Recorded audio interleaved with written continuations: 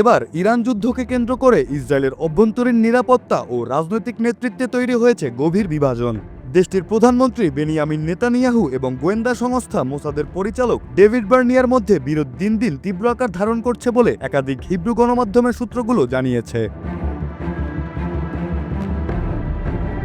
সংবাদ মাধ্যম তাসনিমের তথ্য অনুযায়ী গত এক সপ্তাহ ধরে ডেভিড বার্নিয়া প্রধানমন্ত্রীর সঙ্গে কোনো যৌথ বৈঠকে অংশ নিচ্ছেন না। এই অনুপস্থিতি কেবল নির্দেশনা অমান্য নয়, বরং দুপক্ষের মধ্যে আস্থার গভীর সংকটের ইঙ্গিত দিচ্ছে। সাধারণত যুদ্ধ বা উচ্চমাত্রার নিরাপত্তা উত্তেজনার সময় রাজনৈতিক নেতৃত্ব ও গোয়েন্দা সংস্থার মধ্যে ঘনিষ্ঠ সমন্বয় অপরিহার্য হলেও ইসরায়েলে তার বিপরীত চিত্র দেখা যাচ্ছে। এই দ্বন্দ্বের সূচনা হয় মূলত ইরানের সামরিক সক্ষমতা এবং দেশটির রাজনৈতিক ও সামাজিক পরিস্থিতি নিয়ে। প্রধানমন্ত্রী নেতানিয়াহু অভিযোগ করেন যে মোসাদ ইচ্ছাকৃতভাবে বা ভুল তথ্যের মাধ্যমে ইসরায়েলি নেতৃত্বকে বিভ্রান্ত করেছে। তার মতে ইরানকে দুর্বল হিসেবে উপস্থাপন করে এমন একটি যুদ্ধের দিকে ঠেলে দেওয়া হয়েছে যার ফলাফল অনিশ্চিত এবং যা ইসরায়েলের জন্য সম্ভাব্য অস্তিত্ব সংকট ডেকে আনতে পারে। অন্যদিকে মোসাদ এই অভিযোগকে সম্পূর্ণরূপে প্রত্যাখ্যান করেছে। সংস্থাটির দাবি, তারা সর্বদা সঠিক ও যাচাইকৃত গোয়েন্দা তথ্যই সরবরাহ করেছে।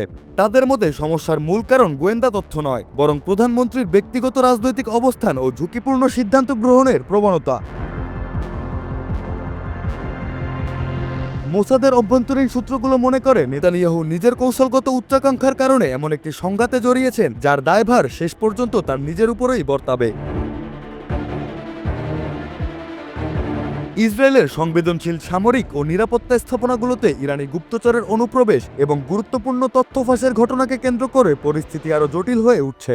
প্রধানমন্ত্রীর কার্যালয় এবং মোসাদ উভয়ই এই ব্যর্থতার জন্য একে অপরকে দোষারোপ করছে। এতে বোঝা যায় যে শুধু কৌশলগত মতবিরোধ নয়, বরং নিরাপত্তা ব্যবস্থার মৌলিক কাঠামোতেও ফাটল ধরেছে। এই প্রেক্ষাপটে 2025 সালের সেপ্টেম্বরে দোহায় ইসরায়েলি হামলার ঘটনাও আবার সামনে এসেছে।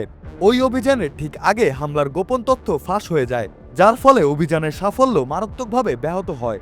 সে সময়ও প্রধানমন্ত্রীর কার্যালয় এবং মোসাদ একে অপরকে দোষারোপ করেছিল। বর্তমান সংকট সেই পুরনো অবিশ্বাসকে আরও উস্কে দিয়েছে এবং প্রমাণ করেছে যে সমস্যাটি দীর্ঘদিন ধরে জমে উঠছিল। মোসাদ আরও দাবি করেছে যে ইরানের সঙ্গে যুদ্ধ শুরুর আগে ডেভিড বার্নিয়া প্রধানমন্ত্রীকে স্পষ্টভাবেই সতর্ক করেছিল। তিনি নেতানিয়াহুকে সতর্ক করেছিলেন যে যুদ্ধ শুরু হলে দক্ষিণ পারস্য উপসাগর অঞ্চলে মোসাদের গোপন নেটওয়ার্কগুলো ইরানের হামলার ঝুঁকিতে পড়বে।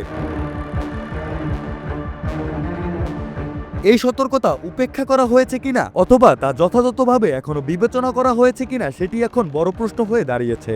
কারণ যদি মোসাদের এই আশঙ্কা সত্যি হয়, তবে তা ইসরায়েলের গোয়েন্দা সক্ষমতার উপর দীর্ঘমেয়াদী নেতিবাচক প্রভাব ফেলতে পারে। ইসরায়েলের রাজনৈতিক নেতৃত্ব ও গোয়েন্দা সংস্থার মধ্যে এই দ্বন্দ্ব দেশটির নিরাপত্তা ব্যবস্থার জন্য একটি বড় ঝুঁকি হিসেবে দেখা দিচ্ছে। যুদ্ধের সময় অভ্যন্তরীণ বিভাজন যে কোনো রাষ্ট্রের জন্যই বিপজ্জনক। এই পরিস্থিতি কিভাবে সমাধান হবে এবং এর প্রভাব ভবিষ্যতে ইসরায়েলের সামরিক ও কূটনৈতিক অবস্থানে কিভাবে পড়বে সেটিই এখন দেখার বিষয়।